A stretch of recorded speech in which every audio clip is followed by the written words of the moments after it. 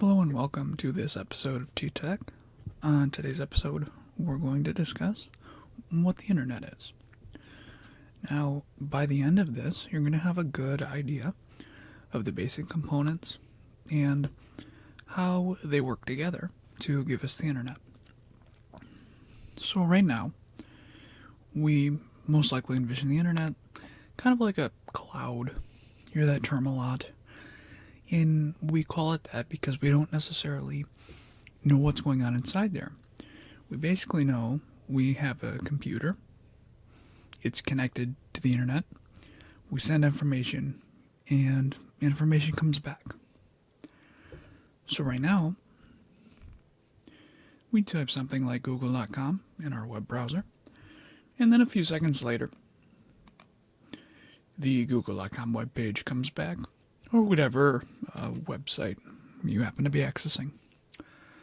Well, excuse me. Okay.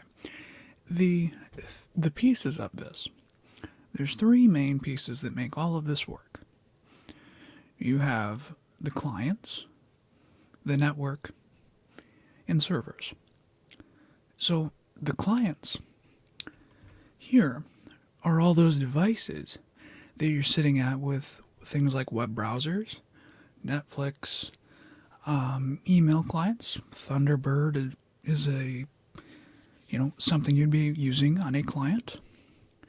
And our clients can be things like smartphones, tablets, laptops, desktops, and even smart TVs. The concepts apply to these. The main thing to remember is clients request information.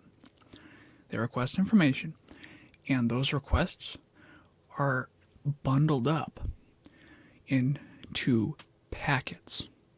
All right, so they request information by sending packets.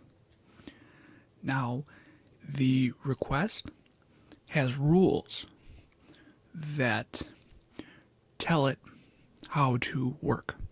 So just like a language, we have to speak the same language to be able to understand each other. Now, the protocols is what they're called, and they each are identified by a certain port. So when you hear the term ports, that's really referring to port numbers. So when you hear the term, oh, my computer is using port 80, that really means it's using a protocol called Hypertext Transfer Protocol, or HTTP. But that protocol, at least by default, uses port 80. Okay? In this list here, DNS, the domain name system, that takes names and gives us certain information so our computer can talk through the network. But that uses port 53 as well, and so on. The main thing to take away from what our clients are doing, they're sending requests as packets. Those packets carry protocols, and the port number is identifying that protocol. Okay? And there's a lot more than this, but that's the basic idea. So that's the clients down. Now, how do those packets actually get anywhere? Well, that's the job of the network. Now, this is the main part in that cloud that we haven't maybe really thought about. So, the main idea of what the network does is it relays the information. So those packets that clients send, its job is to send them through all the connections and everything and all the devices to get the information that you're requesting. And there's multiple devices that make up a network, and these aren't even all of them. These are just some of the common ones. So you have a router, and remember this, those packets that clients send requests in, the routers forward those packets using something called an IP address. An IP address is just in a number that any device that wants to use the internet has to have. So any type of the client devices from before they can have an IP, and also any of these network devices can have an IP also. So that IP address. Now, switches up here, they forward something called frames, and they use MAC addresses to do that. Whereas IP addresses, Internet Protocol addresses, have to do with routers. MAC addresses, Media Access Control addresses, have to do with switches. Now, before we go on, the big difference between routers and switches are that switches, when you hear the term LAN, local area network, the switches use the MAC address to get information to the computers in the same LAN, okay, or network, all right? They will not send using IP addresses to different networks.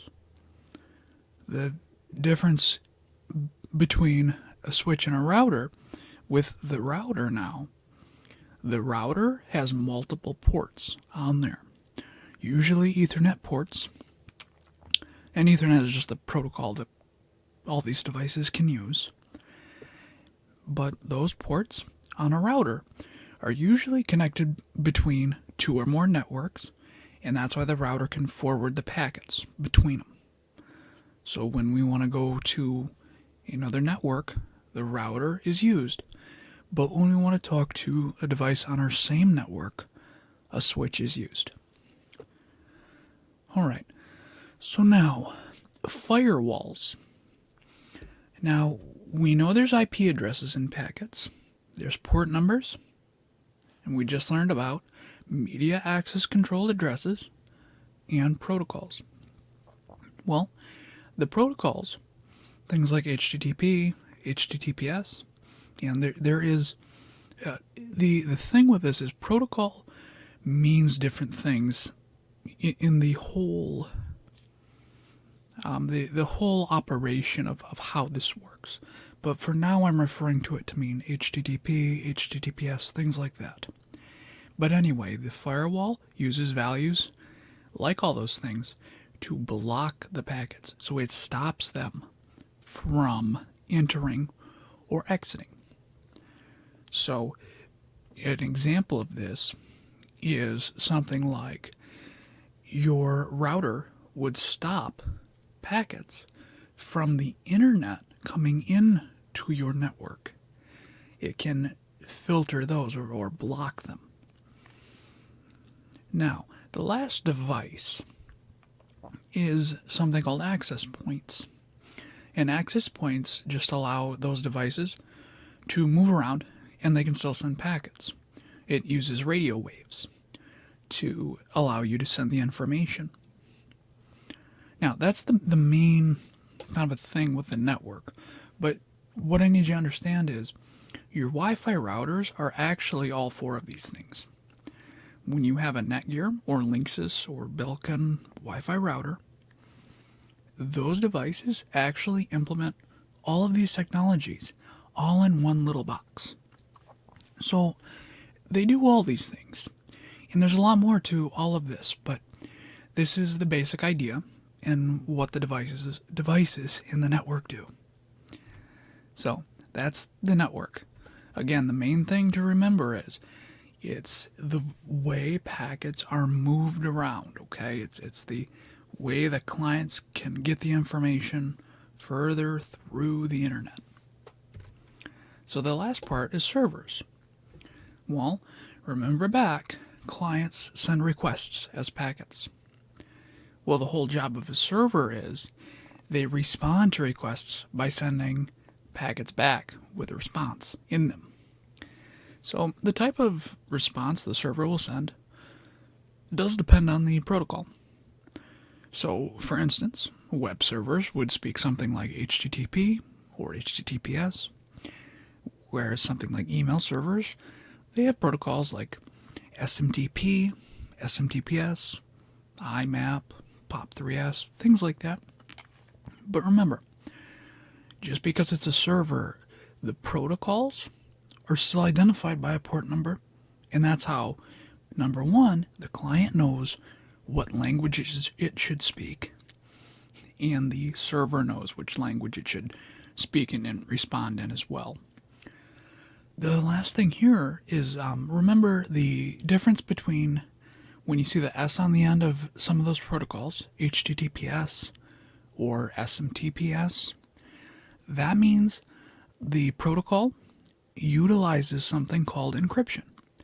Encryption just hides information as the client and servers are talking.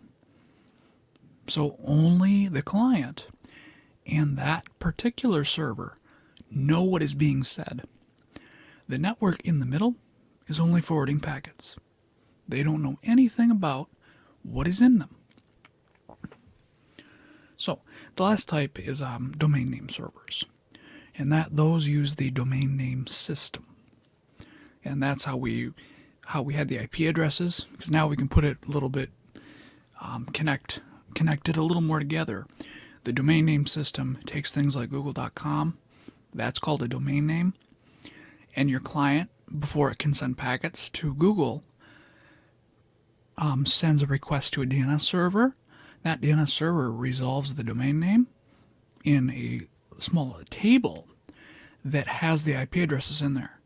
So it asks the table, looks through it for google.com, and that entry in there in the table will have the IP address with it. So when it finds that IP address, it sends that response back. So then your client, your computer, has the IP address. So with that is the servers out of the way. So we got the clients down, the network, the servers.